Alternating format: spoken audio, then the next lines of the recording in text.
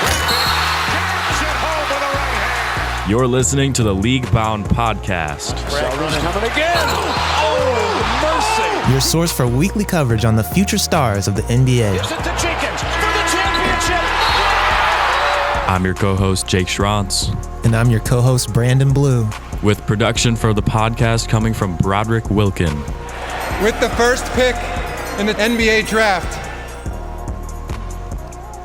And hello, and welcome back to the League Bound Podcast, where we break down NBA prospects and some of the best players in college basketball, while also giving interesting takes in the college basketball world. And I am your co-host, Branden. And Jake, how are you today? I'm doing great, man. It's amazing to be back here with League Bound for the mock draft special. And Brody, I think this is going to be a great episode. Yeah, and I think our fans might notice something a little different here if you are watching on YouTube, as we're currently on video. And this will be our first video podcast. We'll try to keep some consistency with the video podcast from here on out. We got some special things coming up, but we got a special day today as well, as we are doing our mock draft. And I'll give a brief explanation for those curious as to how we'll do this. So we'll start. The draft will be one single draft. Each of us are assigned a team, and basically the team assignment order is just 1, 2, 3, and then the fourth pick will be back to the first person. We'll make our picks, give our opinions, and tell each other why they made a horrible mistake. So I make no mistakes in the mock drafts. How about we get right into it with our mock draft special? Let's do it. All right. First off, I just wanted to acknowledge that everybody's dripped out because yeah. my boy Jake came Yep. prepared. Got Brody, the suit and tie. Brody's probably the most dripped out of all of us. He got the Amen. Nebraska hat, the sunglasses, bro. Appreciate it. He's fly, man. Don't get it twisted. We got to come correct for this epic episode of League Bound. You know, this mock draft special is going to be really fun. All right, and leading into that, we have our first pick, which we did do a randomization of the lottery draft, so it comes kind of random, and the first pick goes to Detroit, and Jake is currently on the clock, and I personally have a feeling of who he's going to take, even though I don't agree with it. We all know who he's going to pick. Yeah, so Detroit ended up winning this randomized lottery here on Tankathon. They move up 2 spots, get that number 1 pick, and with the success of Cade Cunningham and all the talent that he showed this year, got to add Chet Holmgren to that roster, man. Number 1 pick in the draft, best player in the draft. Chet Holmgren goes number 1 to the Detroit Pistons. Okay, before I disagree a little bit, I will say Chet on Detroit isn't really a bad fit. They do need a better 5 than Isaiah Stewart, I'd say, just because I think Chet will add a little bit more of a basketball IQ, and he's definitely more of a somebody who's more known as a scorer, I guess. But my thing is, I feel like, wait, let me get my big board up. I feel like Jabari, Paulo, maybe even Jaden, just the upside that they all have, it's probably higher than Chet's. But Wow. But hey, Higher than Chet? Jaden Ivey's potential is higher than Chet. I've said this before on the podcast. Y'all in the comment section can roast me, but I feel like Chet. I don't think Chet's going to be a bust, but I do feel like he'll be a little bit more mediocre. Wow. But I could genuinely see Jabari, Paulo, and Jaden. I think one of the reasons why Jaden's so high, really, is just because of the potential that he has. But I feel like they all have more potential. But not a bad pick. Not a bad pick. Fair enough. I don't like it when you have someone like Paulo Banchero right behind him.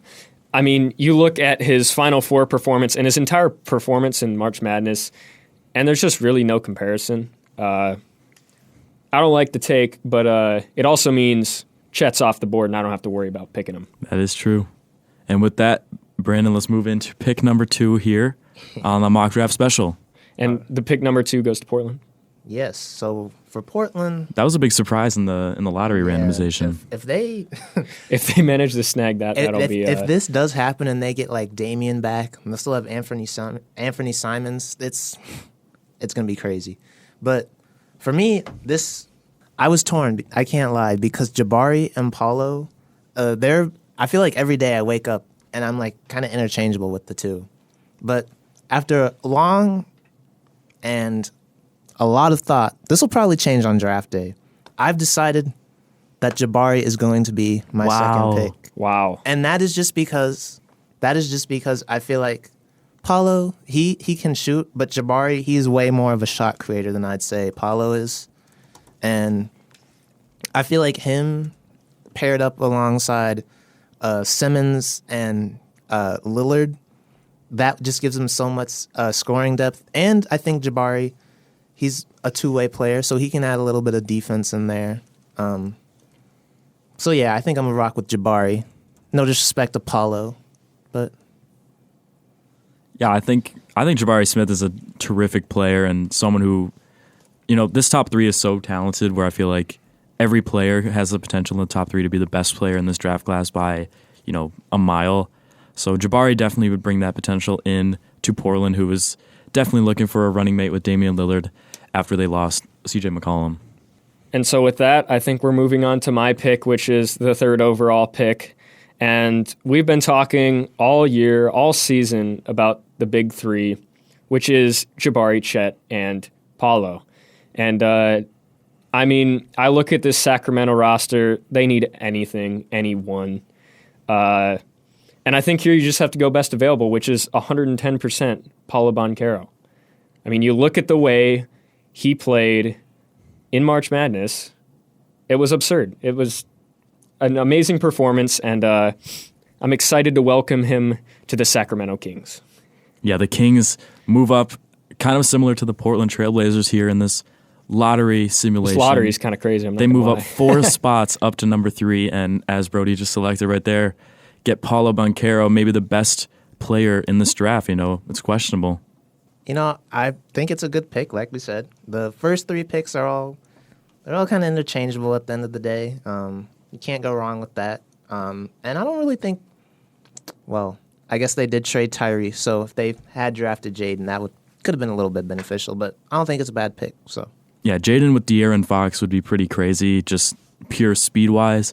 But I would be interested to see how Paulo mixing with Domantas Sabonis would work out. I think that could be a very interesting front court moving into the future. They would definitely be a lineup that would have to thrive on a smaller style, but that's where the league's going now anyway. So yeah, and you can't just pass up on the talent like Paulo right there. Definitely not. And that's why I'm taking him. Yeah, I honestly, with how the board has gone so far, that's the clear pick. And this all of a sudden becomes very interesting here, as with the 4th pick, the Houston Rockets fall 3 spots in this lottery simulation down to number 4. And, everyone in this pre-draft process has, the top 3 is pretty consistent with Chet and Jabari and Paulo Banchero. And then usually it's a Jaden Hardy pick here at 4. But with the Houston Rockets and how this team is already constructed, drafting Jalen Green at number 2 last year, he was a prolific scorer, in the second half of the season. Really impressive stuff from him. And they also have Kevin Porter Jr. playing the point guard for them. Do they go with another young guard who is really kind of scoring first, how Porter Jr. and Jalen Green are? This is a tough decision for me. So let me check my board right here, because a lot of these guys around here, this 4 to 6 range for me, are all wings that can score. So, I think you just have to end up going with the best one of the bunch, and that is Jaden Ivey. Yeah, not a bad pick. Like you said, he's probably the best pick of the bunch. But it does kind of add a little bit more to their guard front with Kevin Porter Jr., Jalen Green. But I think that honestly, you can make that fit. If it becomes like a minutes battle actually, I feel like you could make that work. You have Kevin Porter at point.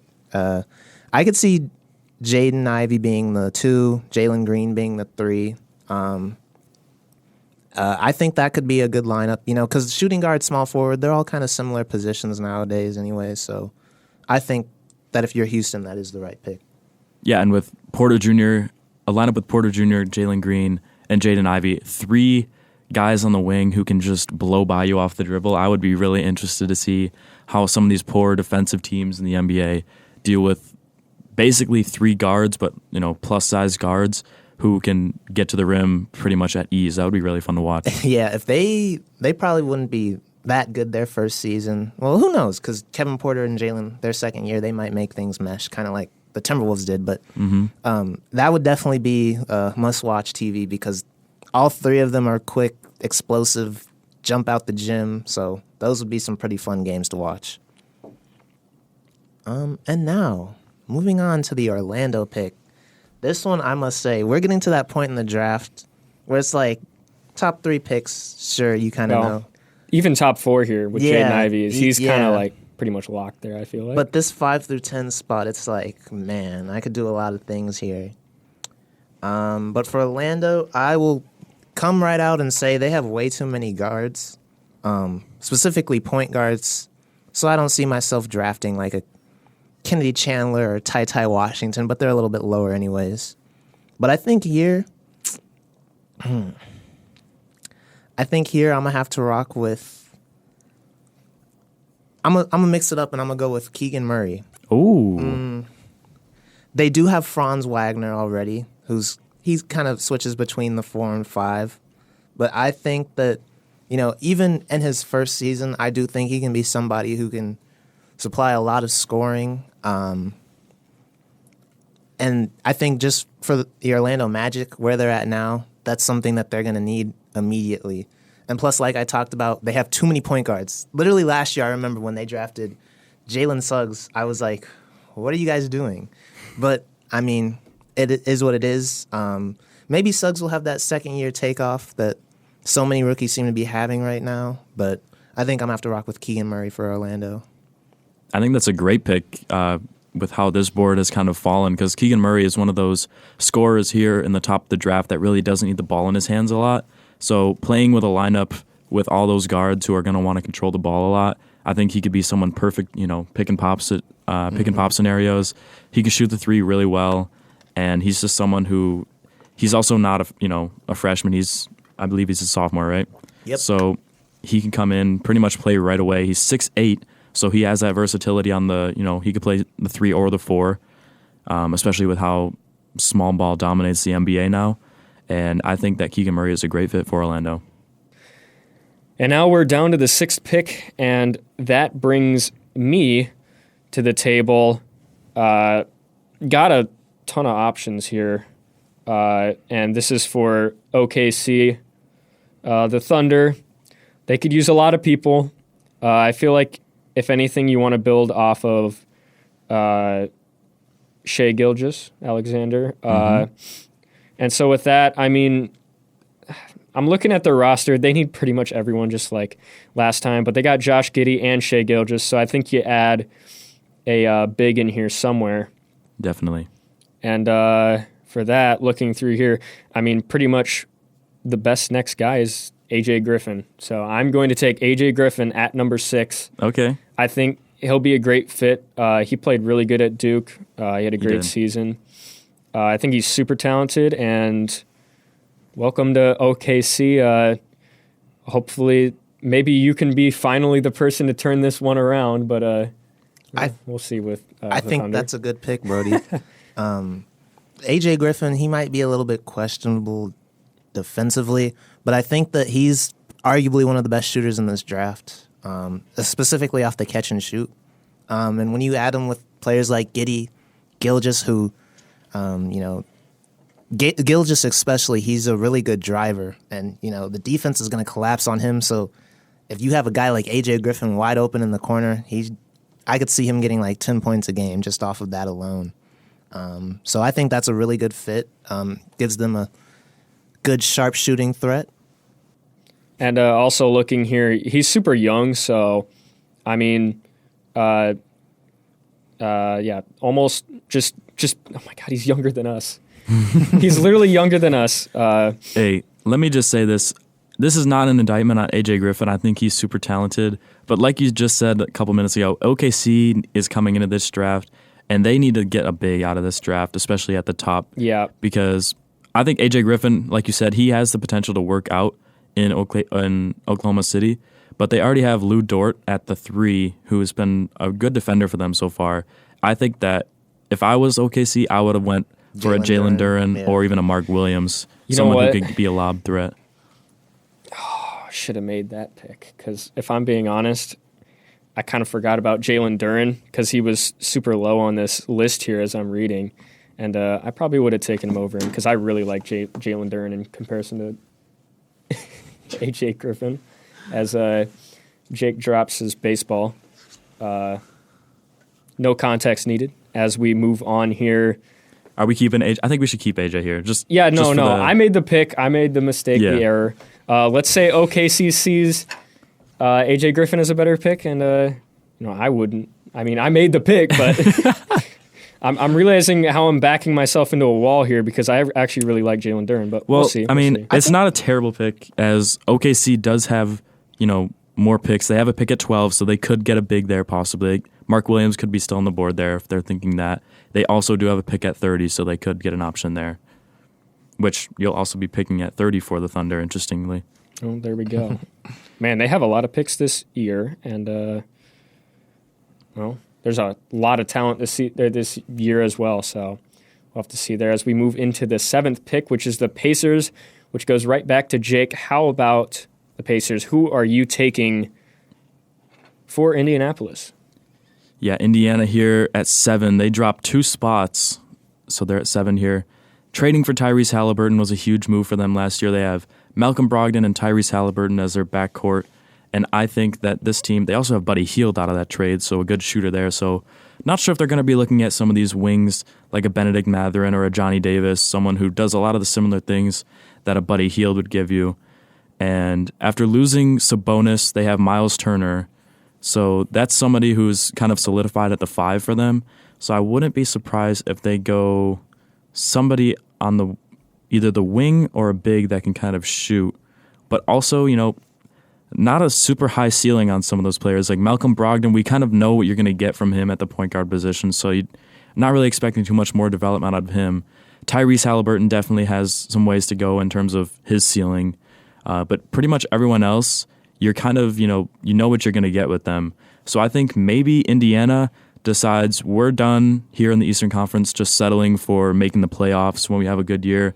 And maybe they look at somebody like Shaedon Sharpe and say, take our franchise to the next level. We lost Paul George, almost a decade ago now, it seems like. Yeah. Closer to a decade than, recently. That was their guy. That was their player to lead them into the future. They lose him to OKC.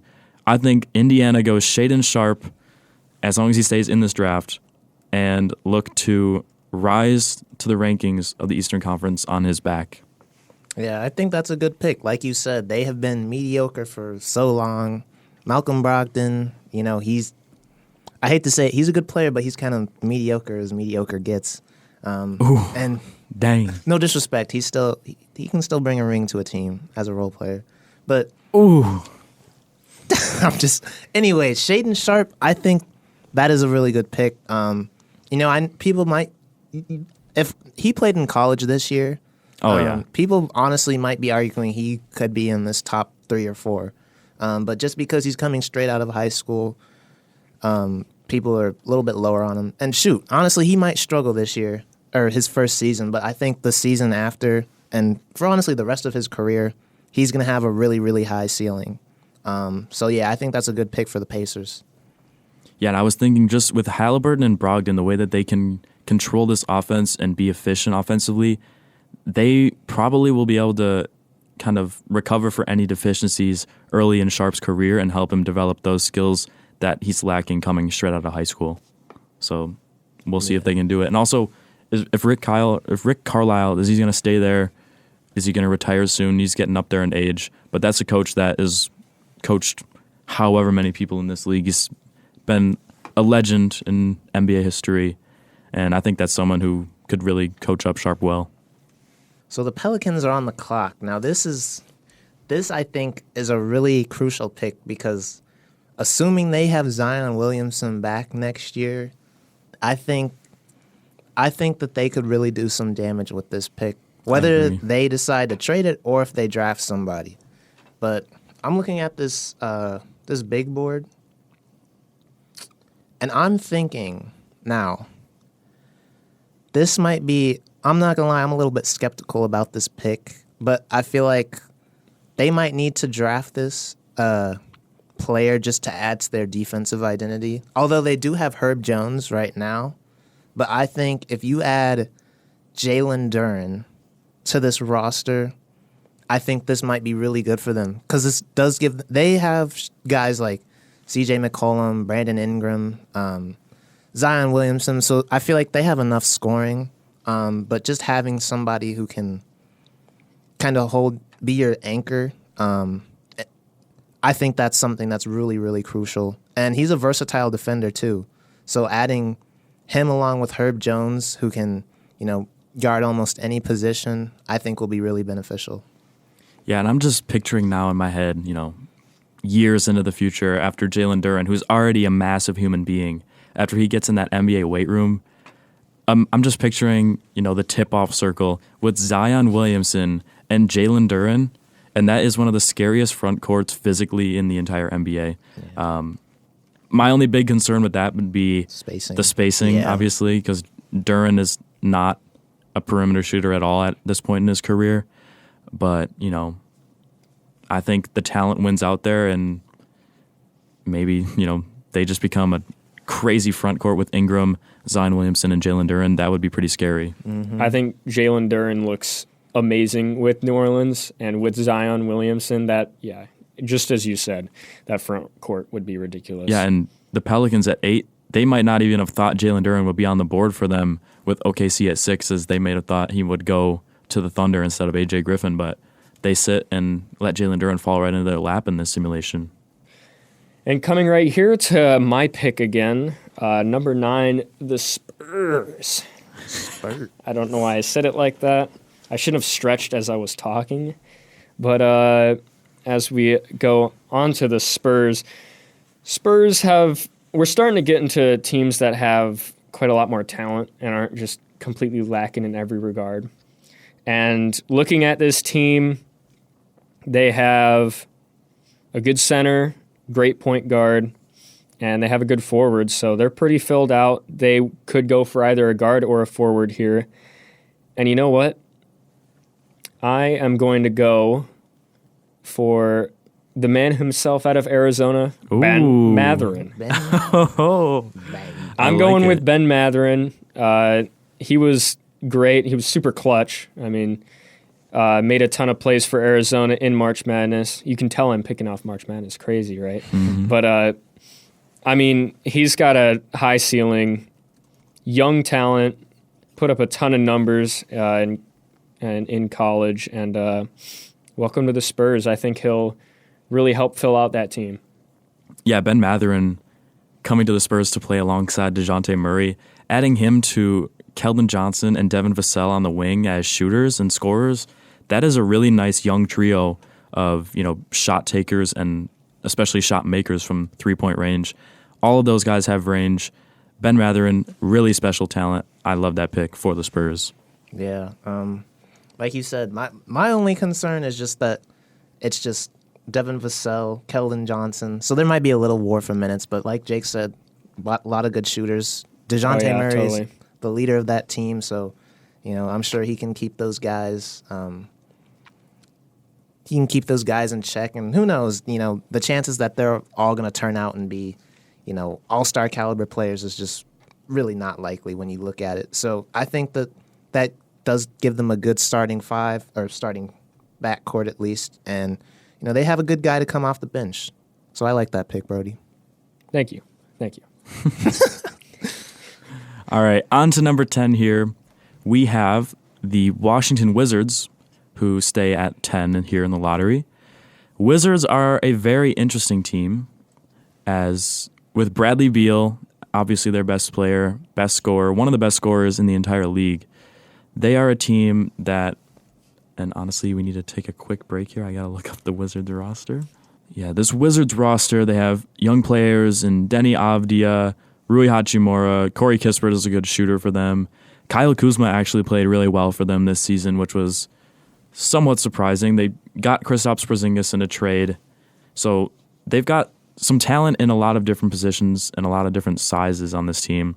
So I think for this Wizards team, you just look and you go, we need to take the best player available, and he's maybe not the best fit, honestly. And honestly, I might have to backtrack this. I was thinking about Johnny Davis for this team, but I don't really know if he fits at all alongside Bradley Beal. Yeah. So I'm going to have to go one more pick down and go for Tari Eason to the Washington Wizards.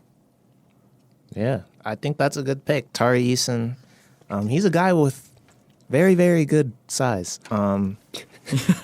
He's All right. he's long. He's a scorer. He can get to his spot whenever he steps inside the paint. He can shoot it a little bit. So I think he's kind of a raw prospect in my eyes, but he's somebody who can easily be developed. He reminds me a little bit of, I don't want to say Giannis because they don't play alike, but just in terms of the way they're coming into this league, they're both around like 6'9", 6'10"-ish, long athletes. But I'd say Tari, he's more at an advantage. And I think once he gets into the league and he's just really developed, he's going to thrive. Might not be like some MVP superstar like Giannis is, but I still think he's going to be a good player. So, yeah, and I mean, he averaged almost 2 steals a game and over a block a game in the SEC for LSU. That's really good defensive numbers, and this is a Wizards team that needs to get more stops. I mean, they have the offensive firepower. They have Kyle Kuzma. They have Bradley Beal, Porzingis. I think this is a team that needs to lock down more defensively, so I think Tari Eason really helps them out with that. Mm-hmm. Now, the New York Knicks. Man, this is tricky, I'm not going to lie. Wait, let me take a break, because I want to, I cannot believe Johnny Davis has fallen this far. I can. I'm going to keep letting him fall, bro. You're going to keep letting him fall? I'm not picking him. I'm not picking him. I don't have faith. With the 11th pick, I have the New York Knicks. I think that the Knicks, they already have a guy like R.J. Barrett. They have Julius Randle, whether you like him or not. He makes some sort of difference. And I think really the Knicks need a good point guard, and especially now we're seeing how important it is to have a good point guard. And I'm going to pick a G League guy, Dyson Daniels. Wow. He's a lot of scouts seem to rave about just because of how smart he plays and the IQ that he brings to the game. And he does a little bit of everything. So I think he's somebody that the Knicks could rely on. Might not be a guy who's like out here averaging, crazy 20-point, 10 assist games, but I think he's a guy who will play smart, make the right decisions, get your guys where they need to be. And he's a good rebounder, too, so that's something you value from a point guard. Yeah, if Dyson Daniels hits here for the Knicks, he could be like a slight triple-double machine. Not really like in terms of high scoring averages, but like a 12 points, 10 rebounds, 11 assists kind of guy. That really impacts the game. Mm-hmm. The Knicks, I think that could be an interesting decision. R.J. Barrett switches sometimes between the 2 and the 3. So he's pretty tall. He's about 6'6", 6'8", maybe. So he's got some size on the wing. They add another big kind of guy up top with Dyson Daniels. How tall is he here? 6'6". Dyson Daniels, 6'6" at the point guard position is really impressive.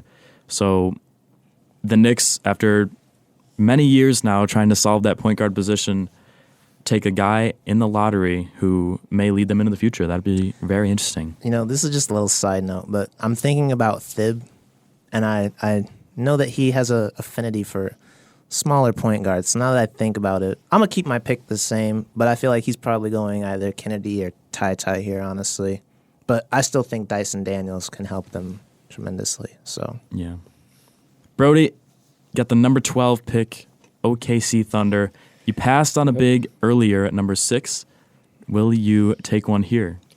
Well, I'll look at the Thunder's roster again, just after taking, who did I take again? AJ Griffin, right? Yeah.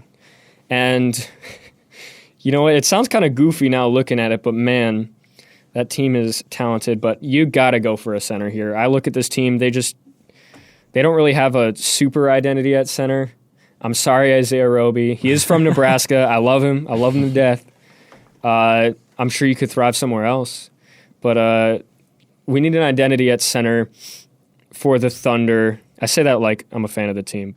But The Thunder needs identity at center, and for that, I have two options, but I am going with Mark Williams. I love it. And AJ Excellent Griffin, choice. Mark Williams. Oh, yeah. Two Duke guys come to the same team, and I think that is an excellent choice. I like Mark Williams. So Yeah, I think at that point, with how this board has fallen for the Thunder, to get AJ Griffin at 6 and Mark Williams at 12, that is a tremendous job by GM here, Broderick Wilken. Great job there, securing 2 possible cornerstones to this roster going into the future. Yeah, I'm not going to say too much here. Mark Williams, great paint protector. That's all you really need to know. Yeah, massive lob threat, rejects shots at the rim. You look at Robert Williams, what he brings to the table for the Celtics, a lot of those similar things with Mark Williams. So no relation, I don't believe, Yeah. but, you know. Now, moving into number 13 is my pick, and that is the Charlotte Hornets. And with LaMelo Ball, Terry Rozier, Miles Bridges, PJ Washington, these are some of the young guys that kind of have been on that team so far and led them to somewhat of some success that they've had. They almost made it to the play-in this year. But I think at this point, you still have to take best player available, and I think they team up LaMelo Ball with Johnny Davis to play some defense for the Hornets. I think Johnny Davis's massive fall, some people are going to think this is a massive fall for Johnny Davis here at 13, but, here on League Bound, we're not quite sure how high Johnny Davis is going to go. So we'll go Charlotte Hornets, Johnny Davis. I know we talked about it recently with the James Bouknight comparisons, but, maybe Johnny Davis is better than Bouknight. I still believe Johnny Davis is a player that thrives in transition, and the Hornets, they're a team that likes to get out. So if he had to go to a team, I think this still is somewhere that would fit with his strengths well. And it might be like Bouknight where he might not play that first year, but he gets into a system where he can get out and run. I think he'll do just fine. Maybe.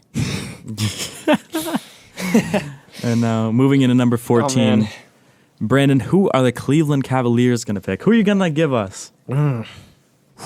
for those who don't know, Jake is a Cleveland Cavs fan. So Most definitely.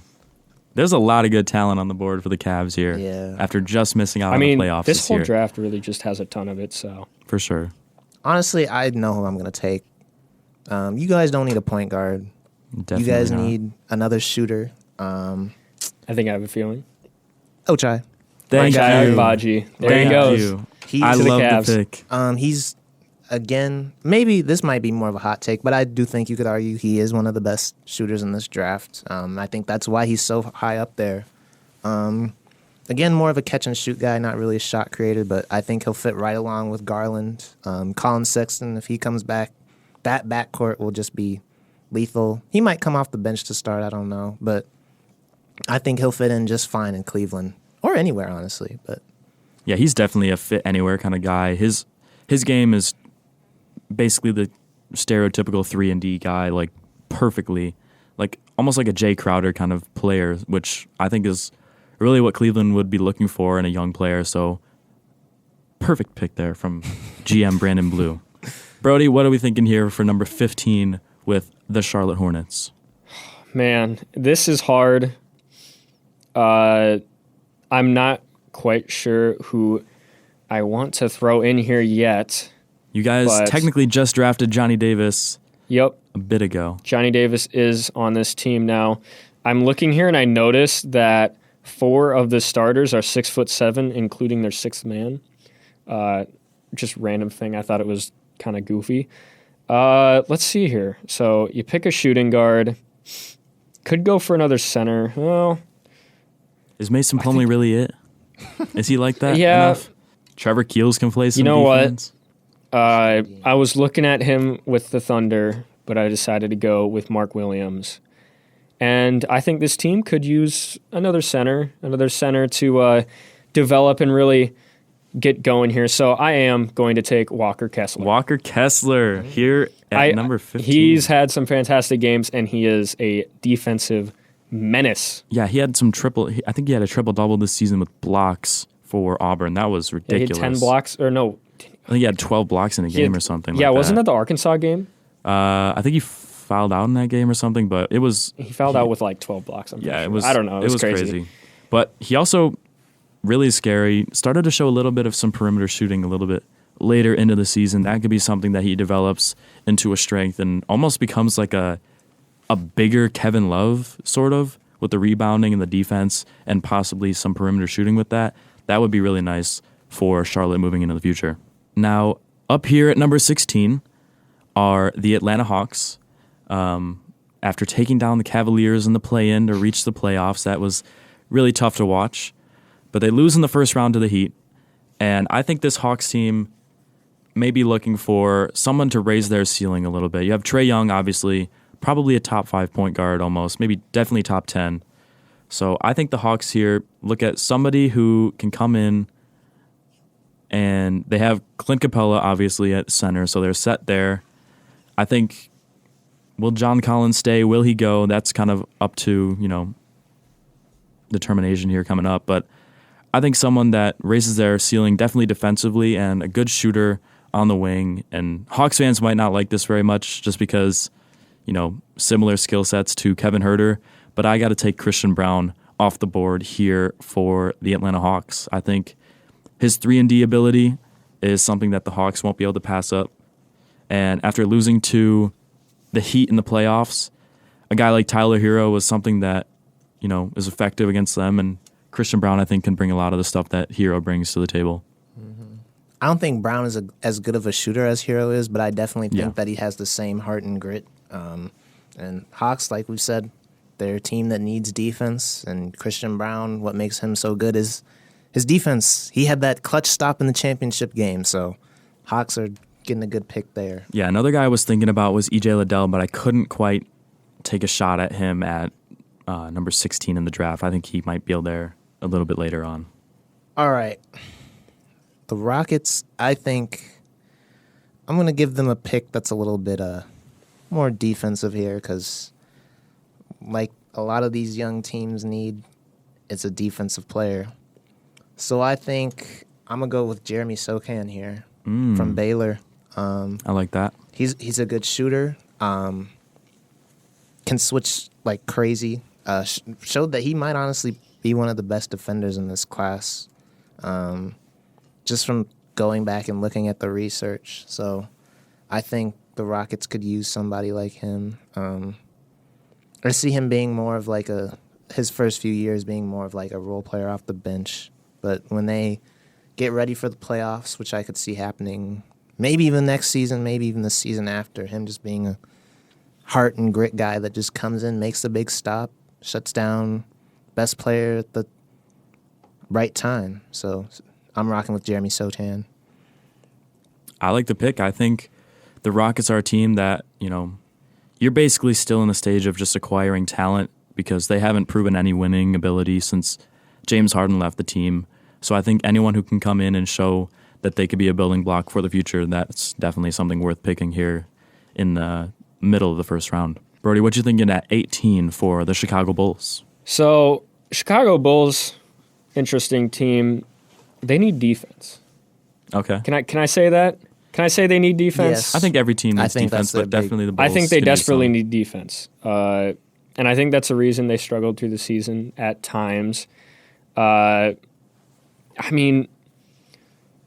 would have liked to take Jeremy Sochan out of Baylor, but he's gone now. Can't do anything about that.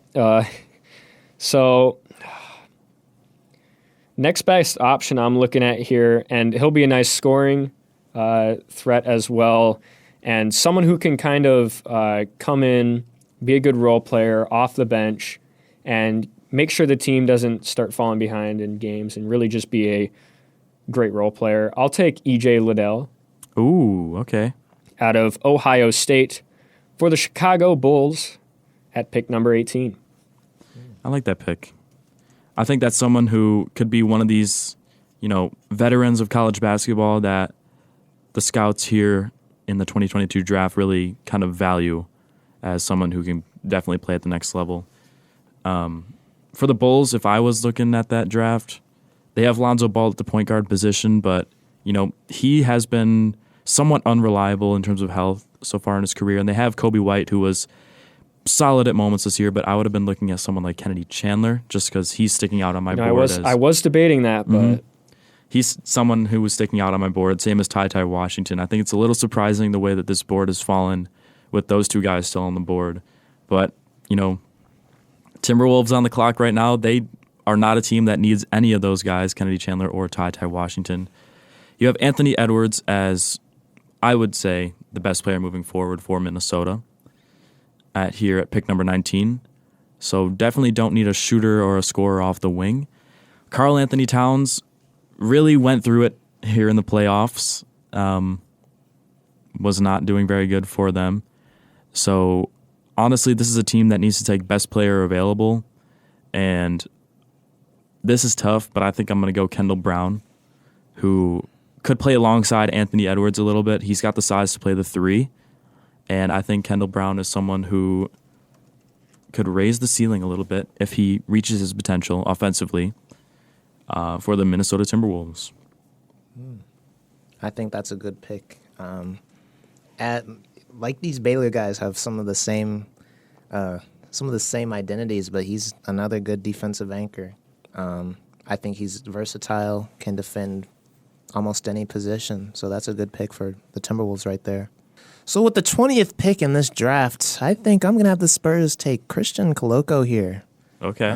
The Spurs don't really have an established center here. They have Jakob Poeltl, but you can always get an upgrade. Yeah, he was solid this season, but definitely not going to hold you from picking someone like Koloko here in the middle of the first round. Yeah. Koloko, some people might have him a little bit lower, but I think defense and just the lob threat he provides, that could prove to be useful. Might not be a starter per se, but just having that little role player off the bench can be key in certain situations. So I'm sticking with Christian Koloko here. Yeah, this Spurs team, you already have your primary shot takers in DeJounte Murray, Keldon Johnson, Devin Vassell. They already picked up Ben Mathurin, who's going to be getting a lot of shots here in the top 10. So picking up someone who's going to do the dirty work on the defensive end is, I think, a pretty good pick for the Spurs. All right, and now on to my pick at 21, which is the Denver Nuggets. Let's go down to Denver. Who do they need? Well, pretty much looking at their roster, they could use some forwards, but I think Kennedy Chandler has fallen way too far, and I am going to take him for the Denver Nuggets. I love it. Point guard would be nice to have for them, a guy who is talented. I think he dropped too far. I think he's dropped too far, and I think you got to take him at this point. He's a great player, and I think he'll be a great asset for the team to add some depth. Yeah, I think, Jamal Murray, he's a great point guard for them, but, they're going to need some people off the bench to support, this offensive Jokic and Jamal Murray. So, Kennedy Chandler has a lot of talent, especially defensively too. So he could be a guy that comes off the bench for Murray and supports that end on the defensive end and, does a lot of things. I'm just thinking about their bench right now, and if you had Bones Highland, Kennedy Chandler, some people might think that might be an issue, but with the way Kennedy Chandler plays and how he's primarily a playmaker, and I think he would complement Bones, especially off the bench, because Bones is such a good shooter and he can get to his spots. So I like that pick, actually. Yeah, and with that, Kennedy Chandler, we all saw it this year in the SEC, how well him and Zakai Ziegler and Santiago Vescovi all played together in that death lineup for Tennessee this year. So he definitely has experience playing with other guards and playing off the ball a bit so far in his career. So that could be a great pick for the Denver Nuggets. But at number 22 for the Grizzlies, I think this is a team that is knocking on the door of being a perennial contender. And I'm kind of stuck here because Jaden Hardy is somebody that is sticking out on my board, and adding his talent offensively to Ja Morant in the backcourt sounds really fun, but also I could see them staying kind of conservative and just going for someone that they know for sure will be like a solid pick, like a Wendell Moore or like a Trevor Keels or something. But I think just for the fun of it, we'll go Jaden Hardy. He's sticking out on my board, and add him to a backcourt with John Morant. That could be pretty fun. Jaden Hardy, like I said, he's a guy I genuinely think if he were playing in college, he would be a top 10 pick. People forget that he was on the ESPN Top 100. He was the number 2 player. But like I said, I think Jaden Hardy, he'll be a sleeper, and I think he can help the Grizzlies a lot. I could even see a backcourt of, they already have Desmond Bane, but a guy like Jaden Hardy on there, just being another big shot maker. It almost gives me like Jordan Poole vibes a little bit. Oh, yeah, for sure. Him being in that, especially when they go small, him, Desmond, and Ja is just something very, very scary to see. Yeah, I mean, Jaden Hardy averaged 17 points per game in the G League, which... He's going against pros. That's league... That's like the lowest league, or like the league right below the NBA. So 17 a game against those guys, that is ridiculous. Yeah. He's playing the best, almost the best D1 players, essentially. And, he's going up against G League players that are probably going to turn into solid NBA players one day. So for sure. I think you can't ignore that.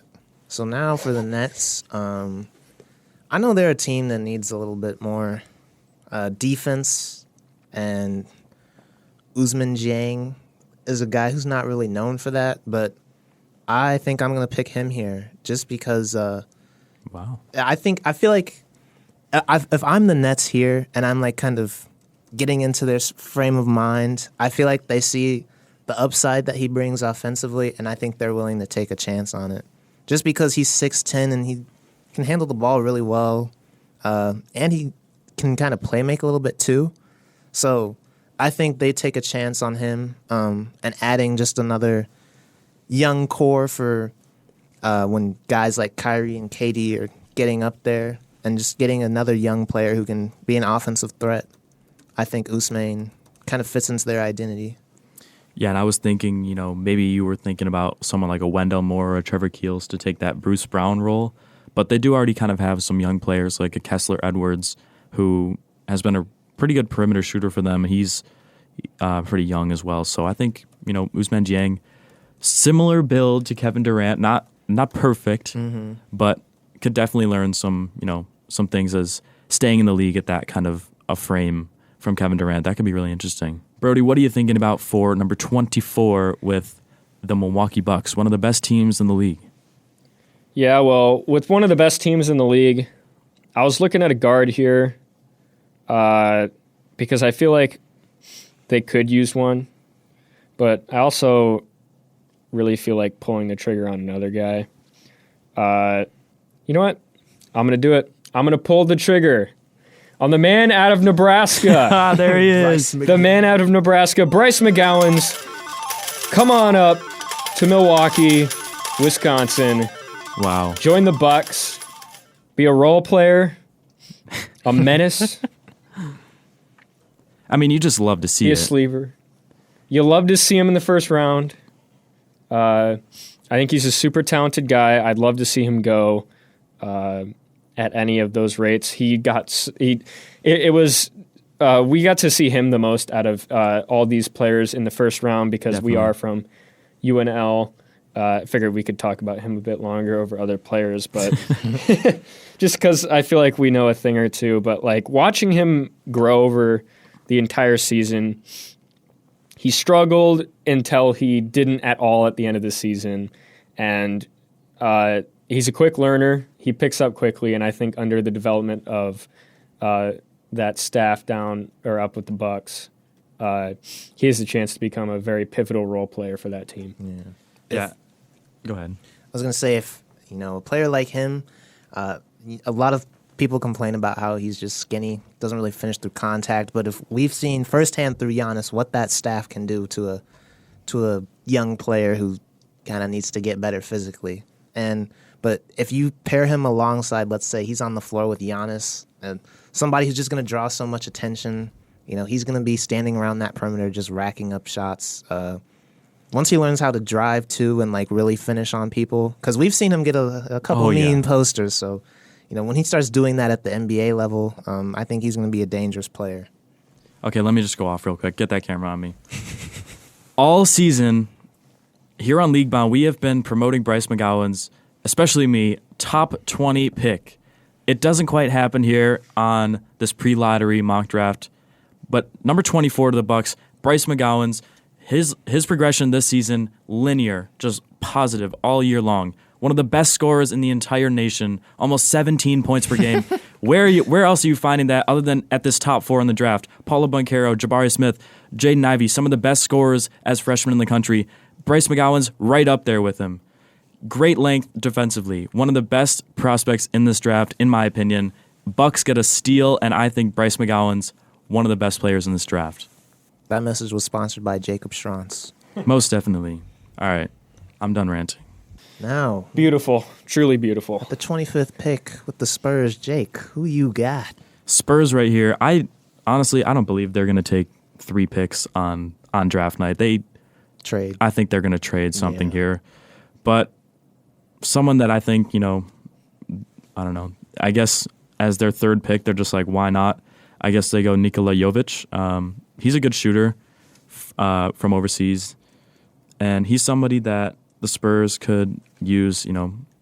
We talked about how they have so much shooting on the perimeter, but you really can't have enough. We've seen in the playoffs how teams like the Warriors have just literally won games just from their perimeter shooting. So I think the Spurs could take that into account and get a little bit more size with Jovic on the floor and a little bit more shooting, as he can shoot the 3-ball really well. Yeah. But like I said, I don't think the Spurs, in all likelihood, take 3 first-round picks with how close they are to being competitive in the Western Conference. For the Mavericks, I think I'm going to rock with Wendell Moore. He's a player he's got a few years up at Duke. Really strong defender. He's a guy he's been through it all, and I think he can bring a little bit of that championship DNA. He can shoot the ball. Mavericks need more 3-and-D guys, I feel like. So, yeah, I think Wendell Moore is a good fit for the Mavericks. Him alongside Luka, Jalen Brunson, just that backcourt pairing and adding another strong forward. He'll probably be playing behind Hardaway and Finney-Smith Jr., but I think that'll be beneficial for his development. All right, and moving on to the 27th pick, I have the Heat here as we look on the roster. Need a big. And that's why I am going to go with 6'10", Patrick Baldwin Jr. Ooh. That is a name I was not expecting to hear in the first round. I can't lie. Patrick Baldwin Jr. was somebody that came into the season as a possible top 10 pick, but, fell off playing for Milwaukee this year. He didn't even do great at Milwaukee. He was struggling a bit. 15.2 points per game, 7 rebounds.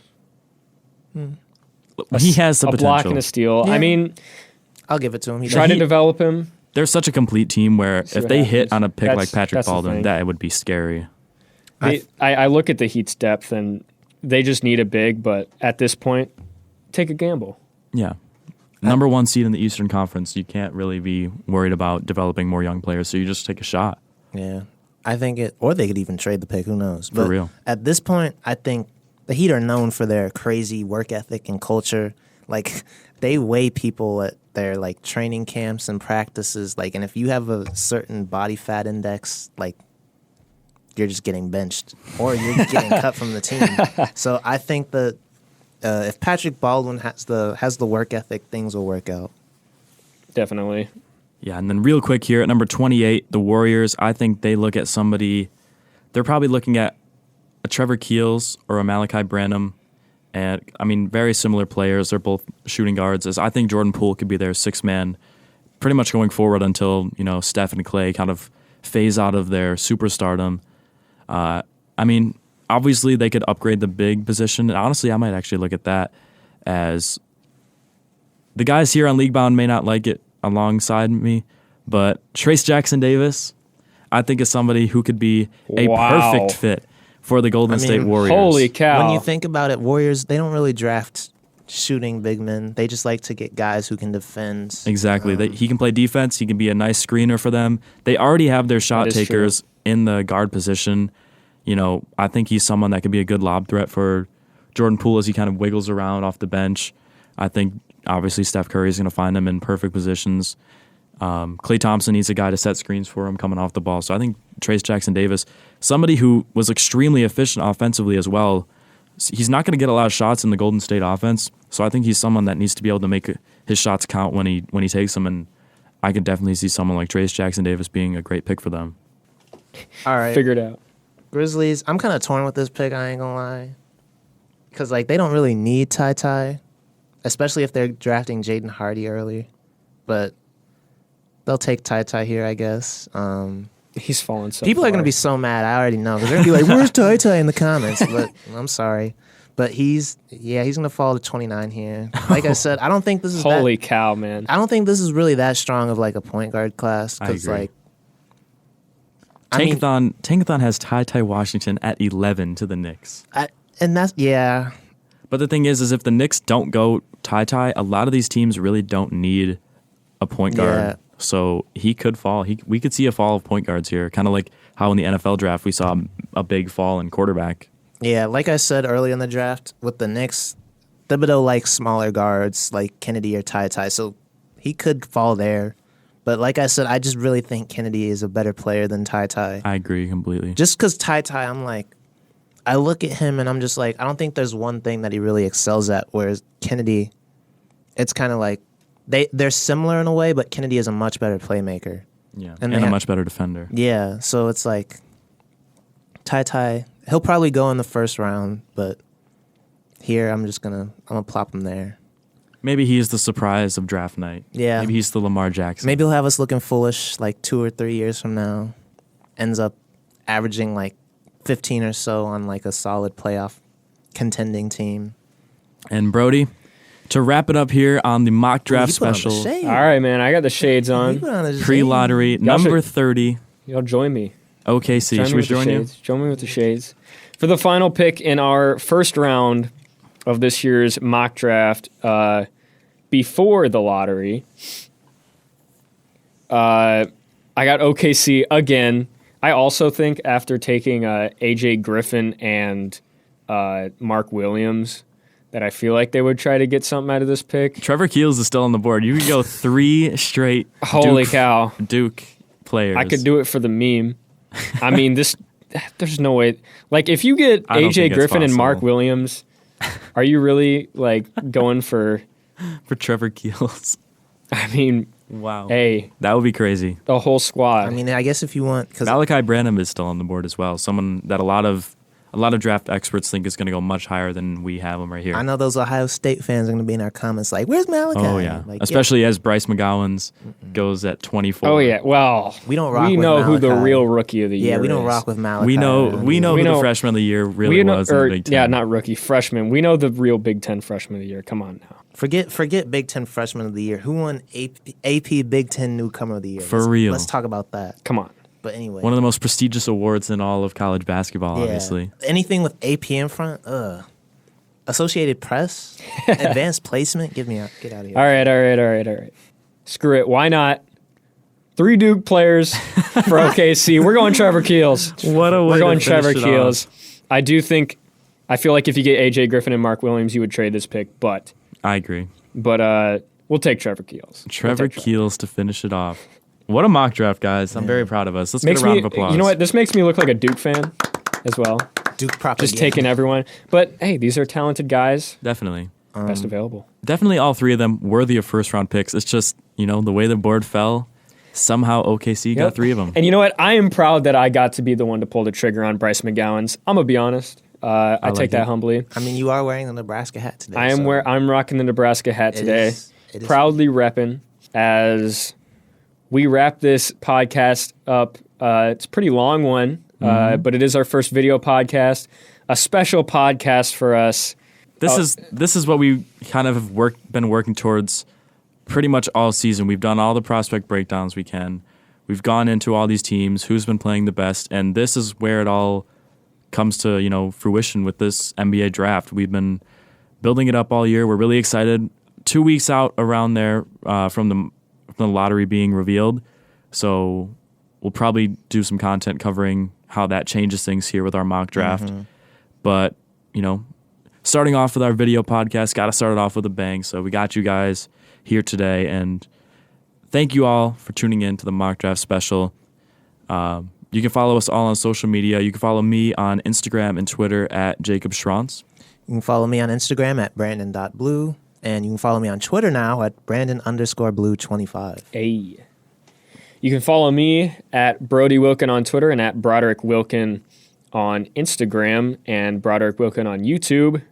And for Leaguebound on YouTube, you can find us at Leaguebound, just Leaguebound, and Spotify Leaguebound as well. Be sure to like and subscribe. Check out some of our other content. We got lots of it. Plenty more coming in the future. This is looking way ahead in the future, but we are planning a draft reaction after it's all happened. Looking at where everyone goes, whether we like it or not.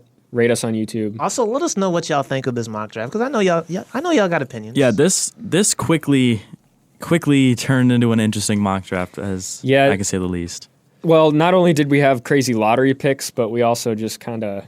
I will say, looking back on this, I feel like I based too much of this off of team fit and not just, at the end of the day, who's the guy that's going to win you the basketball game? So, but I don't think it's that bad of a draft. And plus you go and look back at some of these mock drafts, and they just don't end up turning out how people thought at all. So, yeah, thank you guys for listening and watching. We'll see you next time. Peace out. Toodles. Even. You think Ja about to hit the gritty after this game? Win or loss. Win or loss, he's doing. Bro, he's got 26 in 3 quarters. That's kind of crazy. I don't know. Sideline reporter asks for the gritty. He gonna deliver.